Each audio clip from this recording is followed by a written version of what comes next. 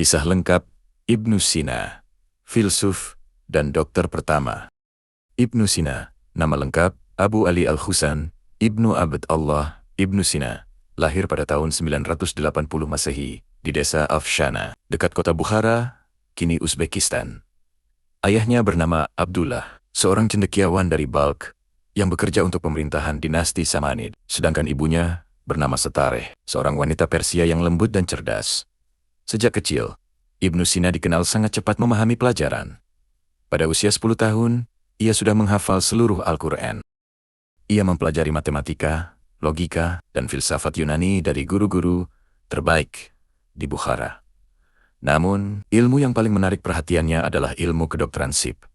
Ia sendiri pernah berkata, "Ilmu kedokteran bukanlah ilmu yang sulit. Aku pelajari dan kuasai dalam waktu singkat." Ketika Ibnu Sina berusia 16 tahun, ia sudah mulai mengobati pasien. Usia 18 tahun, ia berhasil menyembuhkan Emir Nuh bin Mansur, penguasa Bukhara, yang saat itu menderita sakit keras. Sebagai balasan, sang Emir memberinya izin untuk menggunakan perpustakaan Istana Samanid yang berisi ribuan manuskrip langka dari Yunani, India, dan Persia.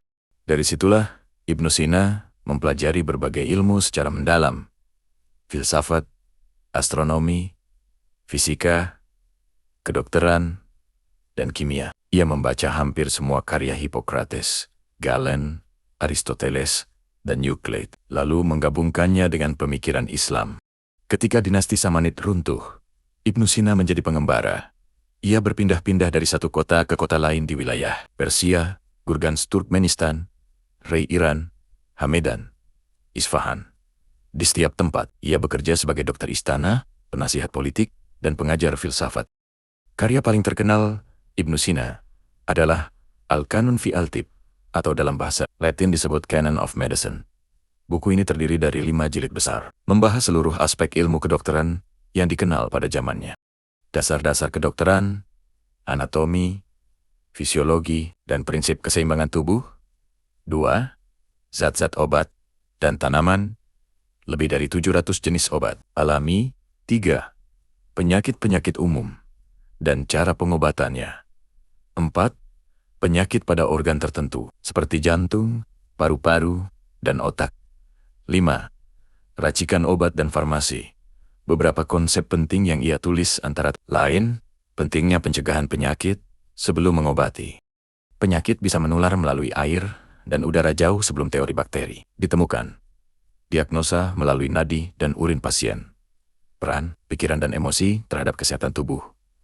Buku ini menjadi buku teks kedokteran utama di Eropa dan Timur Tengah selama lebih dari 600 tahun, digunakan di universitas seperti Paris, Bologna, dan Oxford hingga abad ke-17. Selain dokter, Ibnu Sina juga seorang filsuf besar Islam. Ia menulis buku berjudul Kitab Al-Shifa, The Book of Healing, yang berisi filsafat logika, fisika, metafisika, dan ilmu jiwa. Dalam filsafatnya, Ibnu Sina berusaha memadukan akal rasio dan wahyu iman. Beberapa pemikiran filsafat pentingnya: konsep wajib al-wujud, yang wajib ada. Tuhan adalah keberadaan yang tidak mungkin tiada. Segala sesuatu yang ada di alam semesta bergantung padanya. Teori jiwa al-nafs, jiwa manusia, memiliki 3 tingkatan: vegetatif, tumbuh, hewan gerak dan indera, dan rasional berpikir. Eksperimen pikiran manusia melayang, flying man. Manusia yang melayang tanpa indera tetap sadar bahwa ia ada, maka kesadaran diri tidak bergantung pada tubuh fisik. Pemikiran ini kemudian memengaruhi tokoh-tokoh besar Eropa seperti Thomas Aquinas, Albertus Magnus, dan bahkan René Descartes. Pada akhir hidupnya, Ibnu Sina tinggal di kota Hamidan, lalu Isfahan, di Iran sekarang. Meskipun sering sakit, ia tetap mengajar dan menulis. Ia sempat berkata kepada muridnya, "Waktu untuk belajar terlalu singkat, sedangkan ilmu terlalu luas." Ibnu Sina wafat pada tahun 1037 dalam usia 57 tahun. Di Hamidan, Iran, ia dimakamkan di sana, dan makamnya masih dihormati hingga kini sebagai Maqam Avicenne.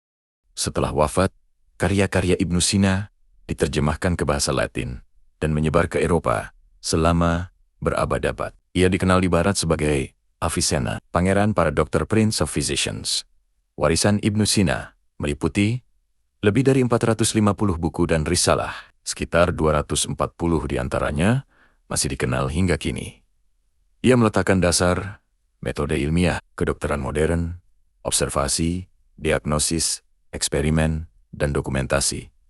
Ia menjadi jembatan antara ilmu Yunani kuno dan dunia modern. Ibnu Sina bukan hanya dokter pertama yang mengajarkan kedokteran secara sistematis, tetapi juga filsuf besar yang memadukan logika dan iman. Ia hidup di masa penuh pergolakan, namun tetap menjadikan ilmu sebagai jalan menuju kebenaran.